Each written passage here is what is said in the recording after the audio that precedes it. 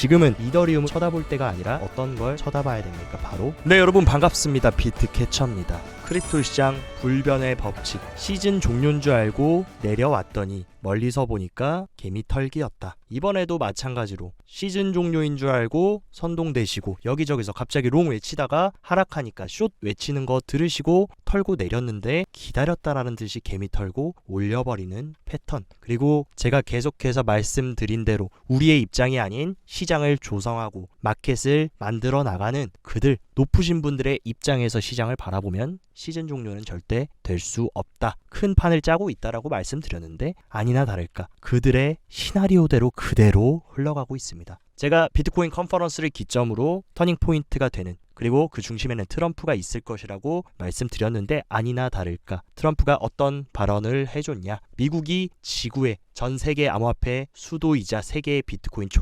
강대국이 될 것이라고 선언했다. 그리고 제일 핵심적인 거, 제가 최근에 채굴이 제일 중요하다 노래를 불렀는데 여기서 트럼프가 가장 중요한 얘기를 해줬습니다. 암호화폐가 미래를 정의할 것이라면 저는 그것이 미국에서 채굴되고 주조되고 만들어지기를 바랍니다. 미국에서 비트코인 다 만들고 생산해내고 비트코인 공장이 되겠다. 그러려면 어떤 패권을 가지고 와야 됩니까? 다른 곳에서 만들어지지 않게 하려면 채굴 기업을 미국이 다 삼키고 패권을 쥐고 가야 된다. 해시레이트를 쥐는 것이 관건이라는 것입니다. 근데 이미 시장에 하반기 불장 사이클이 올 것이라는 것은 언제부터 트럼프가 우리한테 힌트를 줬었냐. 지난 6월 달에 트럼프가 비트코인 채굴자들을 보호하겠다고 약속하면서 최고의 채굴 회사 CEO들을 전부 만났습니다. 하면서 미국에 남아있는 비트코인을 채굴하는 것 중요하다 하면서 라이어 플랫폼부터 마라톤, 클린스파크까지 이 기업들이 어떤 기업입니까? 전 세계 3대 채굴 기업 마라톤, 클린스파크, 라이어 플랫폼, 얘네들과 만나서 트럼프가 했던 말, 모든 비트코인 우리가 채굴해서 삼켜버리자. 그리고 또 굉장히 재밌는 사실, 많은 분들은 놓치셨겠지만 이번 비트코인 2024 내슈빌 컨퍼런스의 핵심 스폰서에 누가 있는지를 보시면 답이 나와 있다. 여기에 핵심 가장 큰 메인 스폰서, 첫 번째가 마라톤 디지털, 그리고 두 번째가 클린스파크, 그리고 세 번째가 코어 사이언티픽, 그리고 바로 라이엇 플랫폼까지.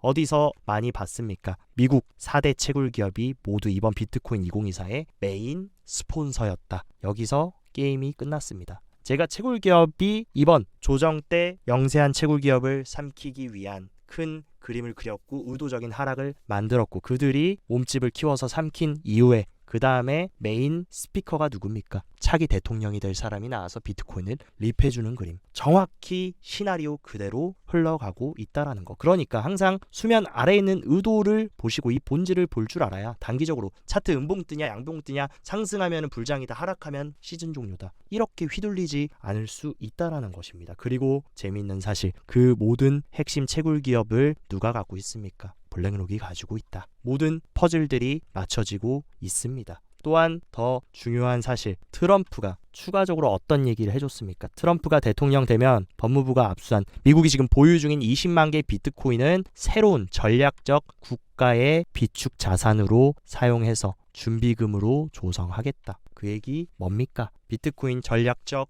비축 자산, 국가적 차원의 채택. 지금까지 비트코인 현물 ETF는 기관의 채택이었다면 이제 국가적 끝판왕인 국가적 채택까지 간다 이겁니다. 그러니까 트럼프가 만약에 다음 대통령이 된다라고 하면 항상 반복적으로 말씀드렸던 비트코인은 원래 개인들, 개미들의 돈이었다. 근데 이번 ETF를 기점으로 기관 투자자들의 자산이 됐고 마지막 끝판왕은 국가적 채택인데 그 국가적 채택 끝판왕까지 생각보다 굉장히 빠르게 도달할 가능성이 매우 커진 그런 상황입니다. 비트코인에 미친 남자 세일러 형님까지 미국 정부 비트코인 공급량 대부분 보유해야 된다. 그러니까 미국이 비트코인 패권 바로 잡아와야 된다. 왜냐하면 지금 미국의 달러 가치는 완전히 박살나고 계속해서 달러 가치는 하락하고 있는데 이것을 강화하려면 뒤에 배킹을 비트코인으로 해야 된다라는 것을 지금 강조를 하고 있는 겁니다. 그리고 코인베이스의 엔지니어 또한 글로벌 통화 질서 불안하다. 지금 달러의 파워가 정말 예전 같지 않다. 그렇기 때문에 미국의 가상자산 전략 마련 매우 중요하다. 다 똑같은 얘기를 하고 있습니다. 근데 지금 발등에 불이 떨어진 거 누구냐? 바로 미국의 반대편에는 누가 있습니까? 중국이 있습니다. 중국의 크립토 실험기지인 홍콩이 이빨을 드러냈다. 홍콩의 블록체인 협회는 정부 외환기금 달러 의존도 줄이기 위해 비트코인 장기 보유해야 된다라고 하면서 바로 지금 맞받아 치고 있고, 여기다가 홍콩의 의원 조니 응 또한 비트코인 컨퍼런스에서 트럼프 연설에 대해 비트코인이 국가나 지역의 공식 금융준비 수단이 되는 것을 고려할 가치가 있다라고 반응했다. 세계 G1, G2, 미국과 중국 모두 전략적 비축 자산으로 비트코인 채택한다. 시즌이 종료되겠습니까? 아직 한참 더 올라갈 파이가 남아 있겠습니까? 그리고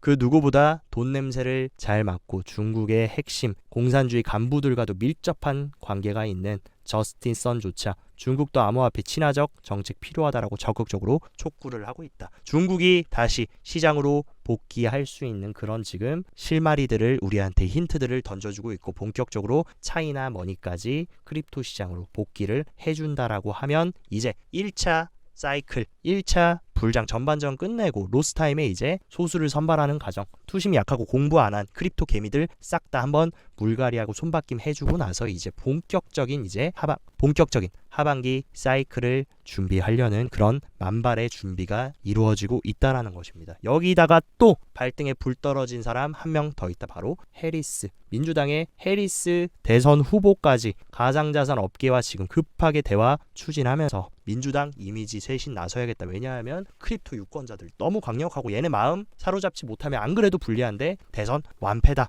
라고 하면서 지금 뒤늦게 코인베이스, 서클, 리플 찾아가서 주요 가상자산 플레이어들하고 접촉을 하고 있다 하면서 기존에 바이든이 만들어놨던, 바이든과 게리 겐슬러가 완전히 망쳐놨던 민주당의 가상자산에 대한 이미지를 완전히 쇄신하고 대화를 통해서 스탠스를 바꾸려는 모습, 거기에다가 지금 민주당 의원들조차 암호화폐 친화적인 부통령과 SEC 위원장을 요구한다. 야, 게리 겐슬러, 너 자꾸 이런 식으로 민주당 불리하게 하면 안 된다. 너 그냥 퇴출하고 다른 사람 앉혀. 그래서 재밌는 거 뭡니까? 지금 게리 겐슬러는 완전히 토사구팽됐다. 민주당 광대 역할하고 꼭두각시 노릇하다가 이제 민주당 대선에서 불리해져 버리니까 이 게리 겐슬러 바로 모가지 날려버리면서 토사구팽하려는 모습, 너무나 크립토 플레이어들, 투자자들한테는 유쾌한 소식이 아닐 수 없다. 그리고 얼마나 지금 가상자산이 이번 대선의 중요한 키워드냐. 가상자산 보유자의 73%가 미국 대선 후보자 가상자산 입장에 따라 지지 여부 결정할 거다. 미국의 크립토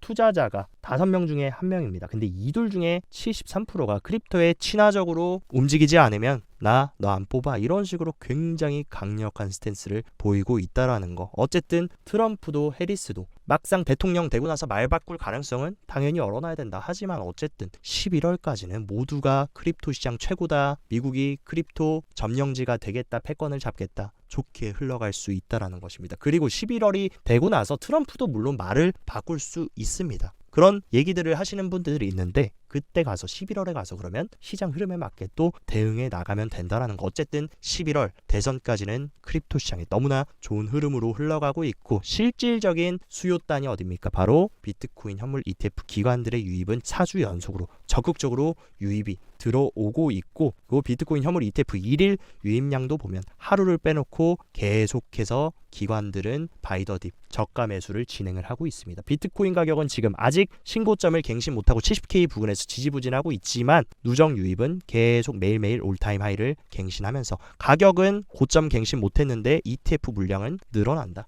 개미들이 던진 거 기관들이 받아 먹으면서 손바뀜이 진행되고 있다라는 거, 이 부분이 핵심입니다.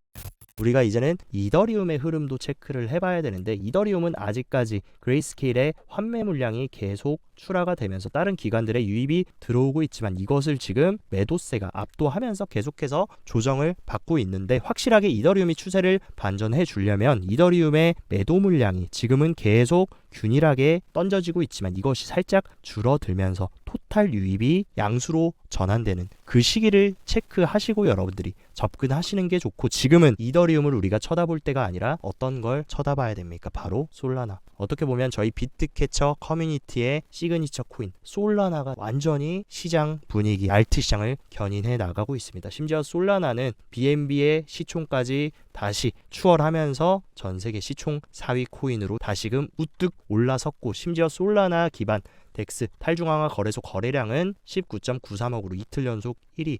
이더리움과 베이스 프로토콜도 압도하면서 솔라나가 엄청난 성장과 네트워크를 구축해 나가고 있다. 오히려 어떻게 보면 이더리움이 이렇게 인기가 없어진 이유도 강력한 대항마인 솔라나가 치고 올라오고 있기 때문일 수도 있다라고 저는 보고 있습니다. 그리고 올해 우리가 솔라나에 집중을 해야 되는 가장 큰 이유, 지금 마켓 전체 섹터에서 가장 큰 상승률을 보이는 거 밈토큰인데 대부분 어떤 밈코인들이 시장을 견인하고 있습니까? 솔라나 기반 밈코인들이 지금 밈 시장을 견인하고 있는데 밈코인이 가장 강력한 상승률을 보여주고 있고 그 다음 비트코인과 솔라나 생태계를 여러분들이 체크해 보시면은 밈부터 할 것 없이 솔라나가 묻어있다. 솔라나 생태계라고 하면 전부 다 하입을 받고 엄청난 회복력을 보이고 있다. 그리고 또한 이더리움 도미넌스 같은 경우는 완전히 고개를 숙이면서 꼬라박고 있지만 솔라나 도미넌스는 지금 또다시 올타임 하이를 갱신하면서 비트코인과 솔라나로 모든 크립토 시장에 자금이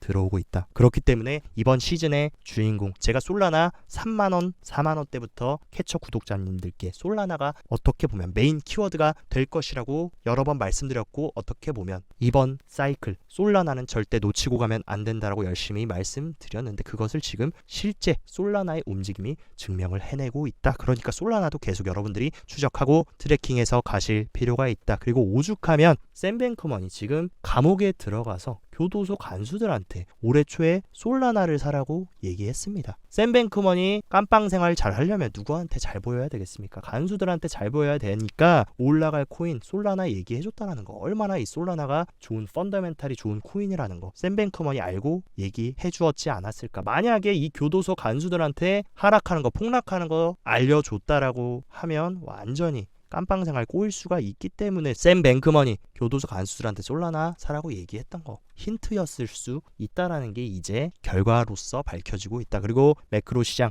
유동성 시장 같은 경우도 아니나 다를까 짜고 치는 고스톱. 바이든 정부 대선 앞두고 국제시장 조작했다. 왜냐하면은 민주당이 너무나 밀렸기 때문에 옐런이 장기 국채 발행 줄이는 스텔스 양적 완화. 제가 계속 재무부 국채 발행 흐름 말씀드리면서 단기 국채 발행 적극적으로 늘리고 장기 국채 줄이는 거 유동성 공급이고 시장 부양하겠다라는 의지다 라고 말씀드렸고 8천억 규모의 기준금리 1포인트를 인하하는 그런 효과 양적 완화, 이것이 어떻게 보면 경기 부양을 하기 위한 의도였다라는 지금 의혹들을 받고 있다. 충분히 저는 옐런이 대선 승리를 위해서 대선 시점까지 돈을 풀기 위해서 스텔스 양적 완화를 진행했다. 그로 인해서 미증시부터 크립토 시장까지 큰 상승을 보였다라고 생각하고 벌써 기정사실화 되어 있는 건 뭡니까? 연준의 첫 금리 인하가 지금 가시권에 들어왔고 파월이 9월 달에 본격적으로 칼을 빼들 거다. 연준과 파월의 콜라보, 시장 경기 부양시키면서 지금 여당인 민주당, 투심, 민심을 잡기 위해서 지원을 해주는 모습. 근데 최근 뭔가 이 파월 의장도 스탠스가 민주당이 아니라 트럼프 쪽으로 기우는 흐름. 일단은 9월 달에 첫 금리 인하를 해주는지를 보긴 해야겠지만 지금 어쨌든 시장 컨센서스 같은 경우는 CM 페드워치 같은 경우에 9월 금리 인하 확률은 87.7%로 거의 기정사실화되고 있다. 그리고 금리를 내리면 달러도 하락하고 달러가 하락했을 때 가장 수혜를 보는 게 뭡니까? 금과 비트코인이라는 거. 유동성을 풀어줬을 때 가장 큰 상승을 보여줬던 비트코인이 정황상 여러 가지 상황들을 비추어 봤을 때 좋은 흐름으로 갈 수밖에 없다라는 게 너무나 분명한 판입니다. 그리고 아니나 다를까 비트코인 가격 다 빼버리고 여기서 완전히 채굴자 항복시키고 개미들 다 죽인 다음에 이런 식으로 채굴자들 다시 해시레이트 올리면서 수익성 피벗해 줬고 이제 본격적으로 뭡니까? 비트코인 가격 투더문 시키면서 완전히 독점하고 있는 미국의 초대형 채굴 기업들이 돈을 쓸어 담는 그림, 온체인 데이터에서도 우리가 확인을 할 수 있다. 그리고 비트코인 셀사이드 리스크 레이시오 같은 경우에도 70K 당시에는 셀사이드 리스크 레이시오가 매우 높았다. 근데 반대로 지금은 가격이 빠지면서 셀사이드 리스크 레이시오가 70K 부근에 비해서 파는 사람들이 100분의 1로 줄어들었다. 그 얘기는 뭐냐? 파는 사람은 없는데 살려는 사람밖에 없다. 그러면 수요와 공급의 법칙에 따라서 가격이 올라가겠습니까? 떨어지겠습니까? 올라갈 수밖에 없는 모든 지금 매크로 시장부터 크립토, 개별 시장, 온체인까지 우리한테 중장기적인 정답지를 알려주고 있습니다. 그리고 주기영 대표까지도 축적 주소,